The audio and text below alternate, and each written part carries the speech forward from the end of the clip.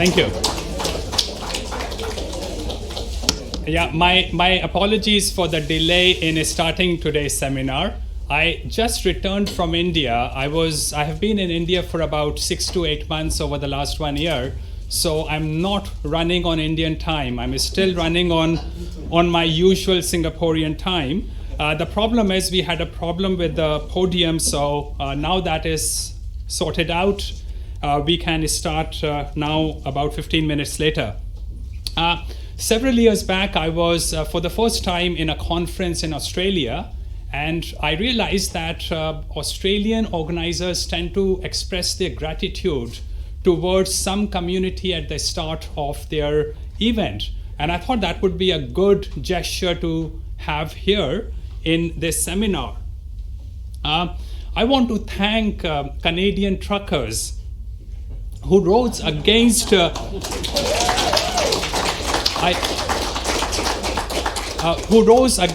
tyranny of Justin Trudeau. And as I have grown older, as I have become more gray-haired, I have found it increasingly difficult to differentiate between evil and stupidity. And I don't like most conspiracy theories.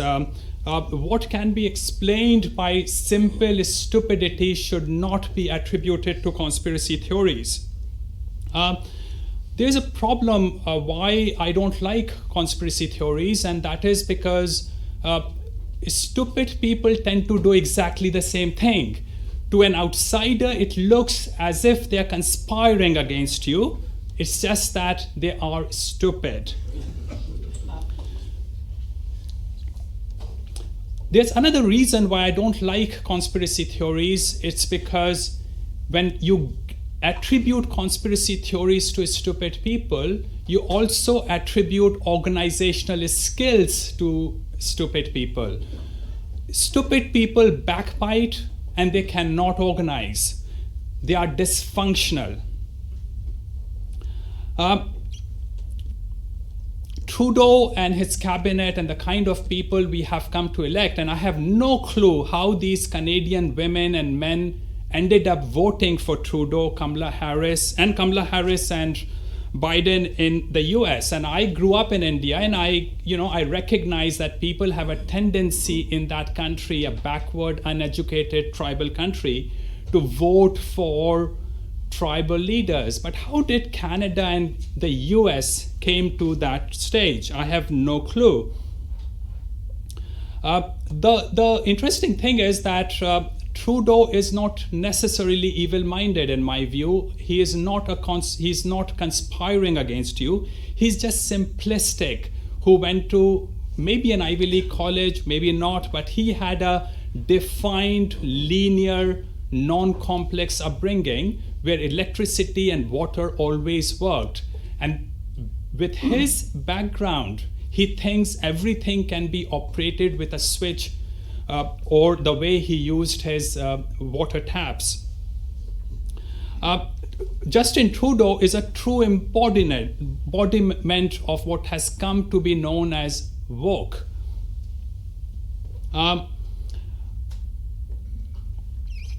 I am so glad that Canadian truckers were the people who stood against him and straightened him out. Now remember, it was a small bunch of crowd, but they not only preserved and helped Canada not get more tyrannical as far as COVID was concerned, but those Canadian truckers enabled protests to start in the US and elsewhere in Europe. The end result was that the UK completely pulled out of all COVID craziness. We have no way of knowing what the situation would have been had Canadian truckers not protested, but my guess is that the world would have been a much more tyrannical place were they not there.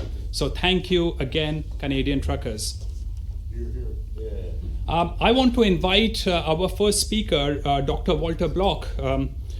He is among the most influential libertarian scholars. He is a leading Austrian school economist and our local guru in Vancouver. He's a senior fellow at the Mises Institute in Alabama, the US. He's an author of hundreds of articles in professional journals and a couple of dozens of books. He lectures widely on college campuses and appears regularly on television and radio shows. I'm proud to have been offered an essay in one of his forthcoming books. Ladies and gentlemen, please give a warm welcome to Dr. Walter Block.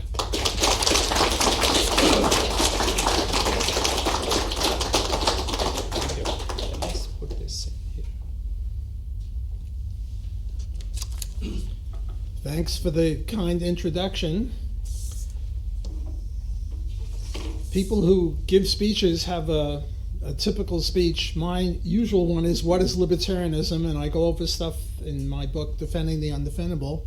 But this is a room full of people who are excellent libertarians, so I'm not going to do that. What I'm going to do instead is talk about issues where libertarians are divided.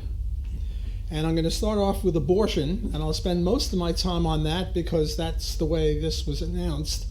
But I also want to mention the following issues: voluntary slavery, immigration, Israel, Russia versus Ukraine, China versus Taiwan, and COVID. Those are all issues where libertarians are divided, and I figured it'd be a lot of fun to talk about stuff like that. So let me start on abortion. Abortion is a very divisive issue. You have Ron Paul, who is pro-life. You have Murray Rothbard, who is pro-choice. You can't get two more highly credentialed libertarians than Murray and Ron, and yet they're 180 degrees apart. And I think they're both wrong, and the correct issue, or the correct answer, is something that I concocted out of the whole cloth, namely evictionism. So what's going on here? How do I get to evictionism, and what is evictionism? Well, the pro-choice people say the woman has a right to evict, namely rid herself of the fetus, and also to kill the fetus. The pro-life people say she has no right to do either. The evictionist theory is a compromise. It says, yes, evict, but no, kill. So it's truly a principled compromise. It's not an unprincipled compromise. An unprincipled compromise is, I say 2 + 2 is 4. You say 2 + 2 is 6. So we compromise and we say 2 + 2 is 5. Well, that's a compromise, but it's not principled, because you can't deduce 2 + 2 = 5 from anything except that you want to compromise. So I'm saying that evictionism, namely the woman has a right to evict the baby, but not to kill the baby, is truly a compromise, because it sort of splits the baby in half, so to speak. Namely, it takes part of pro-life and part of pro-choice and compromises between the two. When does human life start? I say human life starts with a fertilized egg. Why? Because the sperm alone will not become a full person. The egg alone will not become a full person, but the fertilized egg will if it's in the right spot. And also, I'm going to take the view that it is all right to kill the baby under certain circumstances, so I want not to create a straw man. So I'm going to assume something that, namely that the baby starts with the fertilized egg.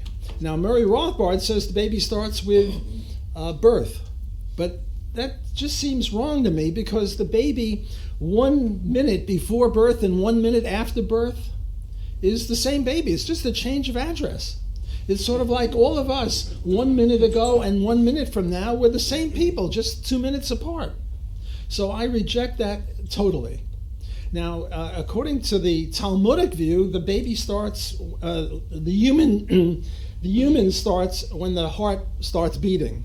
Now, I, as a cardiologist, and she might think that heart beating is important, but I don't think it's that important, because the minute before the heart beats and the minute after the heart beats, it's the same baby. And also, there are people whose hearts stop under operation, and they're still human beings. The other Jewish view is that life starts when the baby graduates from medical school. but we reject that as well. Okay, so what's going on here? What's going on here is that I'm a libertarian and I believe in private property rights. And who owns the woman's body? Well, she homesteaded it first.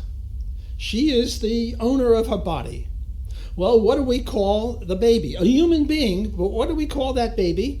Let's take the case of rape. The woman's walking down the street, she gets grabbed, she gets raped, she gets impregnated, and now there's a human being growing inside of her. Well, what do we call that human being?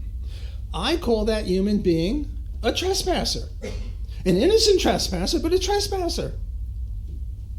She has the right to evict a trespasser. Look, if I come into her house, she has a right to tell me to leave, right? She has no right to kill me if I'm an innocent trespasser. If you drugged me and put me in her house, right? She doesn't have a right to kill me, but she certainly has a right to evict me. So I'm looking at the woman as a house, or as a car, or as a helicopter, or as a boat. If a innocent trespasser is put on the car or the house or the boat, the owner has a right to evict that person. Not to kill that person, but to evict that person. Well, what about voluntary sexual intercourse? Most abortions occur not with rape, thank God, because rape is a crime, but voluntary sexual intercourse. Does that mean that is there any difference? Namely, the argument against my case, the argument that she should keep that baby for 9 months, is, well, she agreed. She invited in the baby. Well, look, if I invite you onto my airplane and now we're at 30,000 feet and I say, well, I'm a little tired of your company, please leave, and there's no parachute or anything, no. There's an implicit contract when I invite you to my airplane that I'm going to land you. I believe in implicit contracts. You go to a restaurant, you order a cup of coffee, and they say, well, that'll be $1 million. No, there's an implicit contract that you'll pay, even though you didn't sign any contract, and there's an implicit contract that the price will be, quote, reasonable, unquote. So I'm not against implicit contracts. But is there an implicit contract when a woman engages in voluntary sexual intercourse? Did she invite the baby in? No. Because for an invitation to take place, there must be an invitor and an invitee. Well, remember, there's no human being till there's a fertilized egg. But sexual intercourse occurs at time T1. It takes a little time for that sperm to go up the tubes, whatever, the fallopian tubes, some sort of tubes, I don't know, and to get to the egg. It takes between a half hour and 36 hours, according to Google. What do I know about this stuff? So there has to be an invitee, and there was no invitee at the time of sexual intercourse. So she is not obligated to keep that baby for 9 months. So I would say that evictionism is the only proper view, and that pro-life means that the woman has to keep the baby for 9 months. Why? It's a trespasser. You don't have to keep trespassers for 9 months, and there was no invitation. Now there is one exception, and that is the host mother case. Here's a couple, they're infertile, and they can't have a baby, and what they do is they go to this woman, the host mother, and they say, we're going to give you a sperm, and somehow the sperm will get into her, and we're going to pay you $50,000 for that. Well, she may not evict, because if she evicts before the baby is 9 months, well, then she's violating her contract. So there was an invitation. They paid for it. It's part of a contract. But apart from the host mother case, the pro-life position is incorrect because there is no obligation to keep that baby for 9 months. And the pro-choice position is also wrong because you can kill the baby in the third trimester. Now look, right now medical technology is such that if you're in the third trimester and you evict, that baby comes out alive. And that baby is sustainable outside of the womb. And all you have the right to do, pregnant lady, is to evict. You don't have a right to kill. Whereas a lot of feminists say, well, I don't want that man's child to be alive. Well, they have no right to say that. Well, they can say it, but that's the law shouldn't support that. So so right now, if we adopt evictionism, 1/3 of babies are saved. And as medical technology improves, soon it'll be 4/9 of babies and then 5/9. You know that in 500 years from now, if we don't blow ourselves up before then, medical technology will be such that the baby will be viable outside of the womb, fertilized egg. So my view is really pro-life. I'm sort of in favor of human beings. Most of my friends are human beings. I like human beings. I want human beings to live. And I notice that as medical technology progresses, the evictionist position will be more and more like the pro-life position. But I'm not selling it on that basis. That's just utilitarian pragmatic. I'm more of a deontologist. What are rights? What is morality? What is justice? And justice is, in my view, that the woman can evict but not kill. Let me talk about a few other issues. I've spent a lot of time on that, maybe 15 minutes, 20 minutes on that, and I'm going to just spend 2 minutes on a whole bunch of other issues where we libertarians disagree. One other point on evictionism. I was once asked by the leader of the Libertarian Party of Canada, what should he say when he's asked about abortion? And my advice to him was the following. Say that just like the general public, we libertarians are divided on this issue. Some of us are pro-choice, some of us are pro-life. Therefore, the Libertarian Party has no position on that because we're divided. However, if you want to hear my position, I'll talk to you after I'm behind the podium here, and I'll give you my position. But right now I'm speaking as the leader of the Libertarian Party, and we have no position on that. I think that would be the correct view. Or take the correct view, namely evictionism. But then again, the libertarian people haven't agreed to this. So if you're the leader of the Libertarian Party, or you're speaking in behalf of the Libertarian Party, I think the proper thing is to say, look, we don't agree on everything. We have no position on that. Well, now here are a bunch of other things where we don't all agree. There are divisive issues that I mentioned. Let me go over them very briefly. Voluntary slavery. God forbid my son has a horrible disease and it'll cost $20 million to cure him. And I don't have $20 million. You're Bill Gates, you've got $20 million and you've always wanted to have me your slave.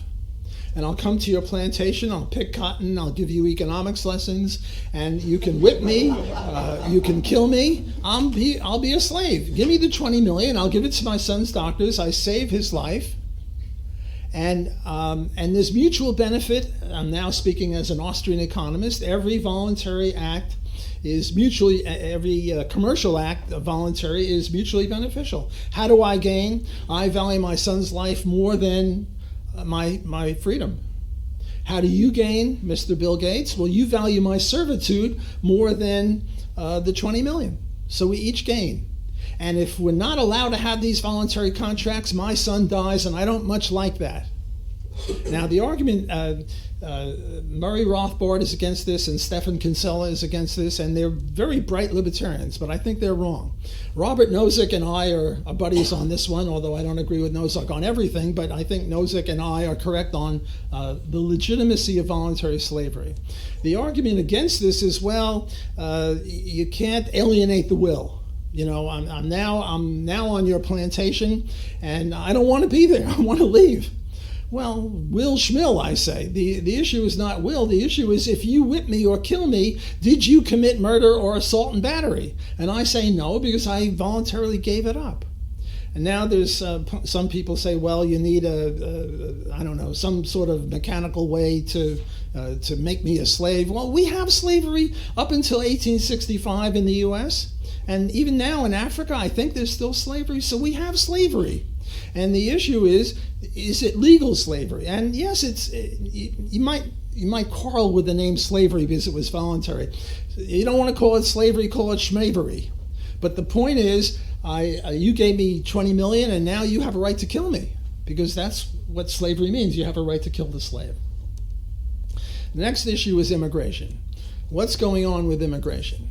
Well, there are the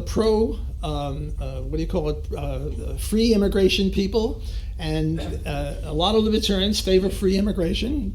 Brian Kaplan, for example, hold up the book of Brian Kaplan.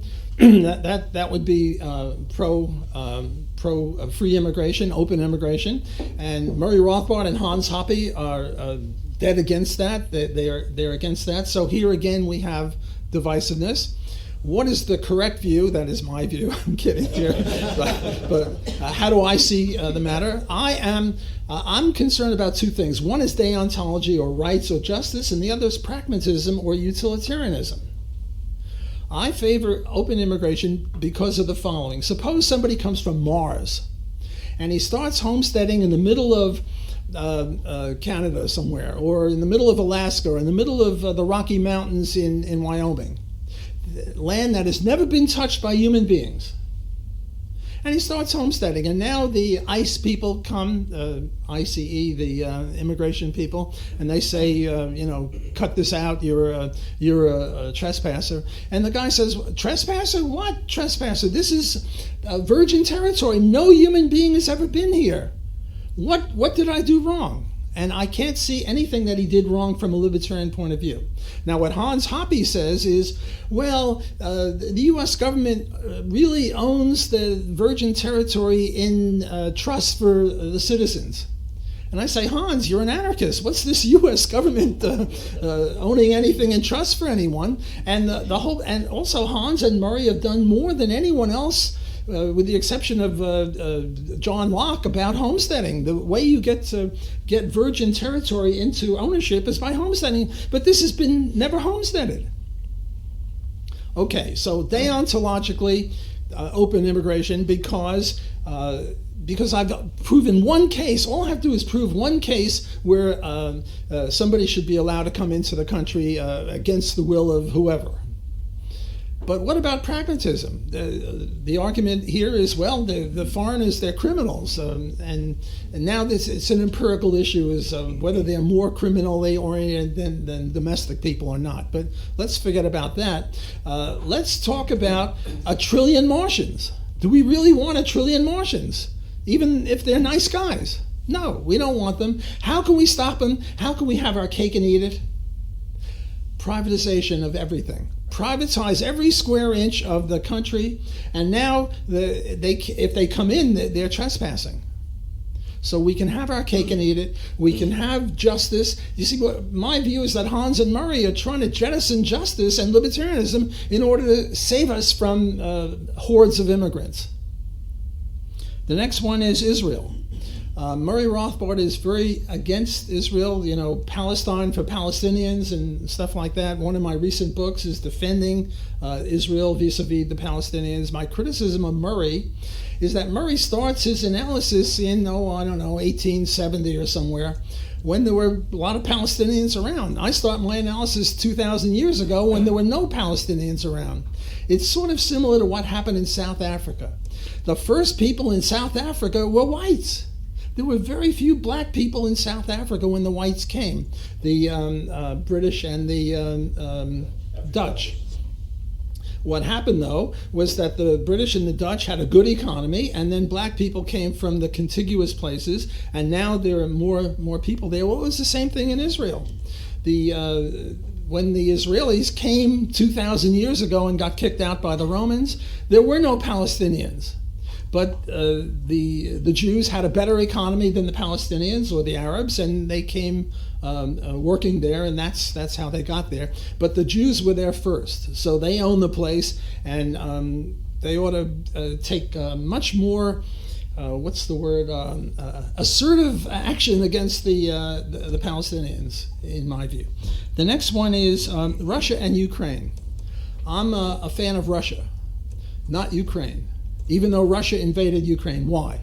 Because when the Cold War ended, the agreement between Russia and the West, Europe and the United States, was, we'll have peace. and they disbanded the Warsaw group, the East people, and the West instead they kept moving eastward. And now they're trying to get Sweden to be part of it, and they're trying to get Ukraine to be part of it. So I'm sort of a fan of the Russian side. But with regard to China and Taiwan, I see it very differently. I see the Taiwanese are just trying to secede, and we libertarians favor secession. And then the last one is COVID. There's a lot of debate on COVID. A lot of people take the view that COVID schmovid. It's just a silly disease. It's sort of like getting a cold, and the government shouldn't be stopping us at all. Then there are the hawks. Those are the doves. Then there are the hawks who say, well, it's sort of like Typhoid Mary. Typhoid Mary had typhoid. She was innocent. She didn't know she had typhoid, but she was out there in a restaurant giving out food and infecting people with typhoid. Well, what do we do with Typhoid Mary? Well, Typhoid Mary is, instead of shooting off bullets, she's shooting off typhoid bugs or whatever transmits typhoid. We got to stop her. No, she's not a criminal. She's an innocent criminal, so to speak. That's not a contradiction. If you work with me on this, we got to put her in a safe place, a hotel, not a jail, but we can't let her out. Well, is COVID like that or is it not? And my view, and I have an article on this in the Journal of Libertarian Studies, is we don't know qua libertarian. Qua libertarian, we don't know squat about any of this stuff. We're not epidemiologists. We're not doctors, right? So we should shut up. We shouldn't take a strong view on stuff that we know nothing about qua libertarian. And yet libertarians are mouthing off all over the place. I think I'm in trouble with our host here, who is favoring the truckers' activities. I sort of favor them because they're against Trudeau, but the point is, we don't know. It's very new. It's only 2 years old. It takes time for scientists to find out what's going on.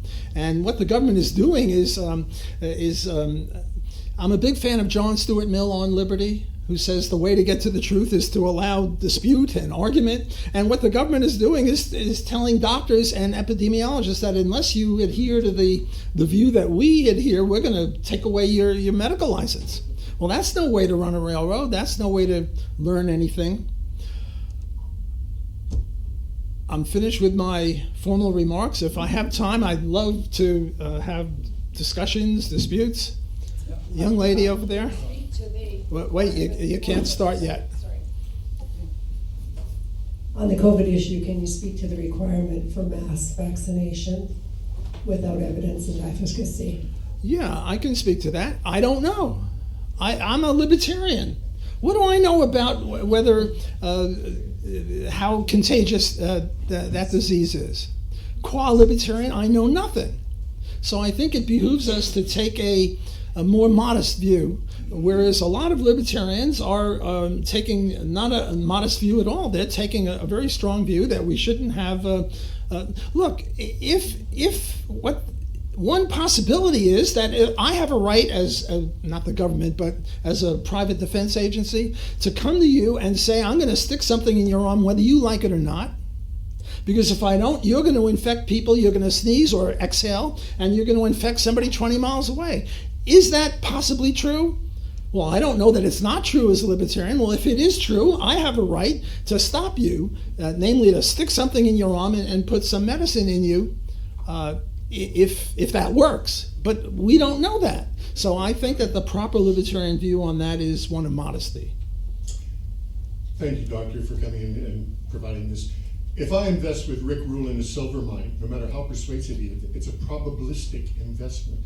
With consensual sex between a man and a woman, it's probability that you may or may not conceive. Where does probability interface with the absolute pregnancy, no pregnancy? Are we responsible for the possibility of pregnancy, both male and female, or does your contract require certainty? Well, the question is there an invitation? And just because a man and a woman have engaged in voluntary sex, there's no invitation, because for there to be an invitation, there has to be an invitee. And there is no invitee at the time of sexual intercourse, because I've established, to my satisfaction at least, that the human life doesn't start until you get a fertilized egg. But at the time of intercourse, there is no fertilized egg yet. It takes a little while for that sperm to get up to the egg, and then maybe you could say, well, there was an invitation of sorts. But even then, I think it's harsh to say it was an invitation. So I don't think that the probability deters me from saying that there was no invitation. As a physician, let me give a medical point of view on the evictionist idea. When does human life start? Well, from a medical point of view, it starts when you have an independent human being. And the crux is independent. And that is when the fetus can survive outside of the body. Now that's going to be different for every single case. But from a medical point of view, the fetus is part of the female's body, and therefore under her control, part of her life, until it can exist independently on its own. At that point, it becomes human. And if you want to have an abortion, you can have a C-section and have it born, and it'll be a premature baby. It'll have to live in an ICU or PICU for a while. But you can save its life, and it deserves to be a human being. So I think that's something that the evictionist point of view ought to take into consideration. I don't think so at all. I have 7-year-old grandchildren. They're not independent human beings. They can't exist. The 7-day-old baby can't exist on his own. Tonight we're all going to be asleep. We're not coherent when we're asleep. And then when I have 2 hips and a knee replaced, and when I had those operations, they put me out. I was asleep. I wasn't coherent. I wasn't able to take care of myself. So I don't think that the criteria able to take care of yourself is a criteria for human beings, because none of us are going to pass. Tonight we're all going to be asleep. We're not going to be able to take care of ourselves in any meaningful way. So I reject that criteria. My criteria is a fertilized egg and thereafter. Dr. Block, on COVID, you mentioned private property earlier in regard to immigration. Doesn't that apply to COVID? You have a restaurant, you demand everybody wear a mask and show proof of vaccination. I have a restaurant, hey, come in if you want. Sure. No, I agree with you there. If you have a restaurant, or right here, if Jayant says we have to wear masks or we can't wear masks, whatever he says, that's the contract, fine. I'm not talking about that. I'm talking about coming to you and jabbing something in your arm and compelling you to do it. Do I have a right to do that? It all depends upon facts. And we, qua libertarian, don't have the facts. As an economist, I believe in specialization, division of labor. Our expertise is, what should the law be? Our expertise is not on whether something is contagious or not. Walter, on the issue of abortion, how does the evictionist theory think about a situation where a woman, if she were to go through with her pregnancy, would mean that it would jeopardize her life? So in that situation, I think the current law says that abortion is permitted in that situation, but under your theory, how would you decide on that issue? Abortion is never permitted, because abortion means eviction plus murder. But she would have the right to evict. Now, if the only way she could save a life would be to kill, then yes, because defense, the innocent trespasser would then be an aggressor. But if there's this case, I think, I forget who it is, a very famous woman philosopher said that the baby starts growing gigantically and will burst her. Well, before the baby starts doing that and going to kill her, well, then you can evict. But there are 2 ways to evict. One is to evict and keep the baby alive. And the other way is to evict the way sometimes they do it now, and they take the head out and they take the arm out and they kill the baby in during the eviction. Well, that's murder. So I think the argument of the woman's life or the woman's health can be met by eviction. You take the baby out. And there are two ways to take the baby out. One is by killing the baby, and the other is by not killing the baby. And you should take it out in a way that you don't kill the baby.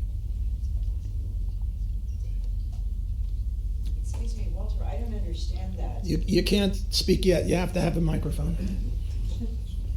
Walter, I don't understand, because in today's technology, my understanding is there is no way to evict without killing the baby.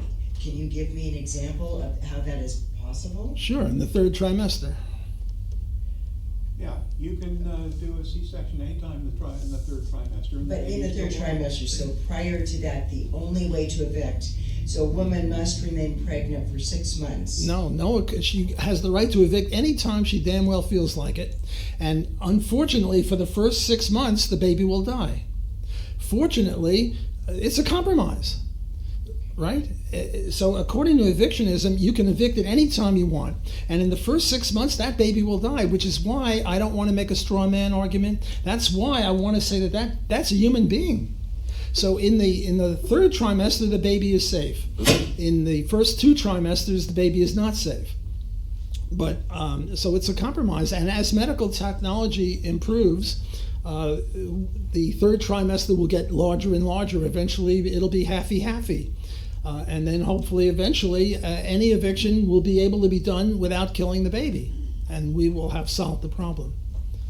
Wouldn't the technology maybe allow the fetus to be taken from the woman and implanted to another woman as a surrogate mother? I think they do that with cattle. At virtually any stage, they could remove the fetus and implant it. I don't know if that's possible with humans right now, but I thought they did that with cattle. Well, I think we have 2 doctors in the room who know more about. Theoretically, but not practically. Nobody's ever done it. It has to get attached. Do they do it with cattle? I don't know. I don't get cattle. That is not The other my question scope of is, practice. if you have like a freezer full of fertilized eggs, say 1,000 fertilized eggs in the freezer, and you pull the plug, would that be mass murder? It depends upon who owns the fertilized eggs. If the owner of the fertilized eggs wants to do it, the owner would have a right to. I'll have to think about that. Let me think about that one. That's a good one. This is one of the benefits of these sessions. I never thought of freezers full of fertilized eggs. I'll have to think about that one. Can I just, whoever commented about delivery? No, you can't speak until you get the microphone. Okay.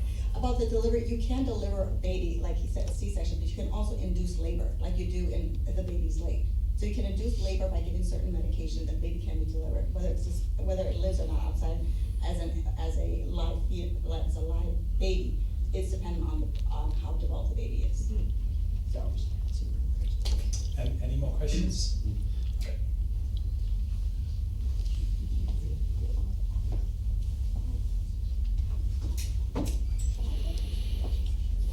Very quickly, we converse obviously about the importance of the woman, and everybody here came via a woman. There's no doubt for our species, women are not disposable and men are. But in this circumstance, what is the responsibility of the male in this pregnancy? We seem to not have that much responsibility, or are given virtually no either say or accountability in this situation. Yeah, you're right. I didn't mention the man because the man isn't really part of this. The question is, now that the woman is pregnant, what's the what's just? Is it 50-50? No, I don't think it's 50-50. It depends on the contract. It depends upon the agreement. In the case of the host mother, the man and the woman, the couple, make a deal with the host mother and say, look, we'll give you this fertilized egg. You keep it for 9 months. And she can't evict, or if she does, she's violating the contract. But with the relationship of the man and the woman, it depends on the agreement or the contract. That would be, I think, the libertarian view. Okay. Well, thanks for your attention. Thank you very much.